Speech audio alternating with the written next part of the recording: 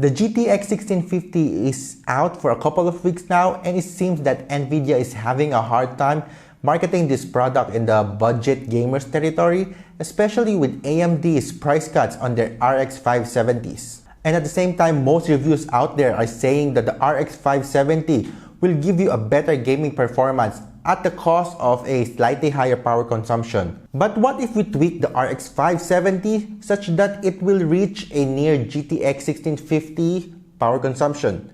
That is what the video is here for today. So for my testing, I will be using the Gigabyte GTX 1650 WindForce, which has a 6-pin power connector. And a huge shout out to Gigabyte PH for sending this card. And this card is going to be pitted against my XFX RX570 RS4GB, which has an 8-pin connector. My benchmark runs will contain 3 results, one for the GTX 1650, the RX570, and lastly the undervolted and underclocked RX570. The first two will be running at their default clocks, but the last one for my undervolted and underclocked RX570, it will be running on 1000 MHz core clock at 770 millivolts. All of these were done using AMD Swatman tool, which by the way is a great tool if you ever want to overclock or undervolt your video card. As for my other specs, all of my testing will be done on an open test bench. And for my processor, I will be using my Ryzen 3 2200 together with my Asrock AB350m Pro 4 motherboard. And as for my memory, I will be using my GSkill Trident Z RGB RAM clocked at 3000 MHz. And maybe you're wondering why I'm using my 2200G for this testing.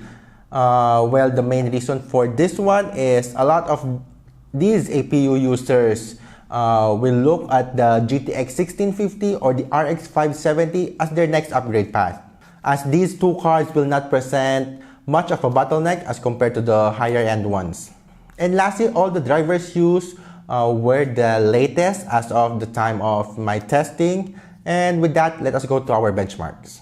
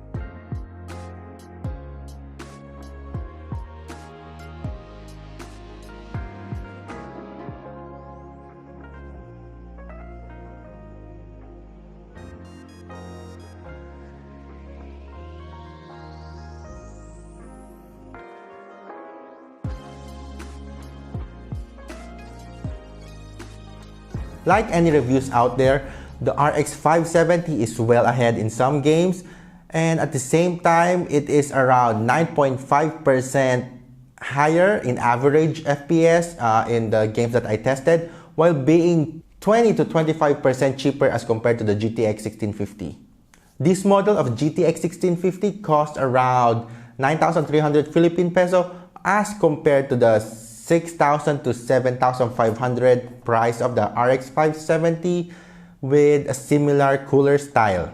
As for the power consumption, the GTX 1650 is very efficient, which is amazing to be honest, but should not be your consideration when buying this card. Because assumingly you are using your system to game around 4 hours daily, your monthly bill for the RX 570 will be around 335 pesos as compared to 179 pesos monthly for the GTX 1650.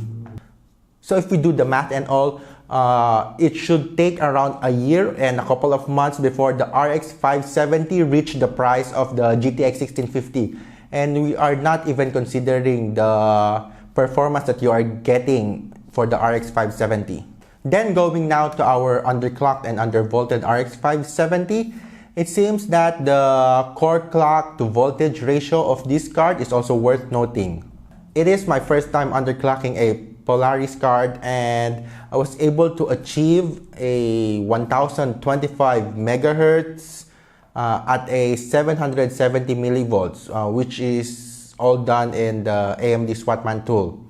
And again, doing the math and everything, that is a 33% voltage reduction at the cost of 18% reduction in the core clocks. So using this setup, I was able to reduce the RX 570 power consumption from 335 Philippine peso monthly to a mere 212 Philippine peso per month. While it is still a bit higher than the GTX 1650, we were able to nearly match it with only the GTX 1650 having a 7.2% faster than the RX 570 undervolted. Well, for one, it will give the RX 570 another reason for you to consider it, as you are gonna be having two options when using your video card. One is retaining it in its default clocks for a better performance at the cost of higher power consumption, or you could just underclock and undervolt it if you are the power conscious user. So before I end this video, just a couple of insights on this topic. The GTX 1650 is a fantastic card, but is heavily dragged down by its unappealing price point. As for the RX 570, it is still a great card despite being 2 years old. But with the recent price cuts on it, the card has become from good to like the best in terms of the budget gamers territory. What is even better with this card is that you can see a lot of used RX 570 due to the mining crash recently. You could easily find one for around 4,000 Philippine peso or roughly around $80 US.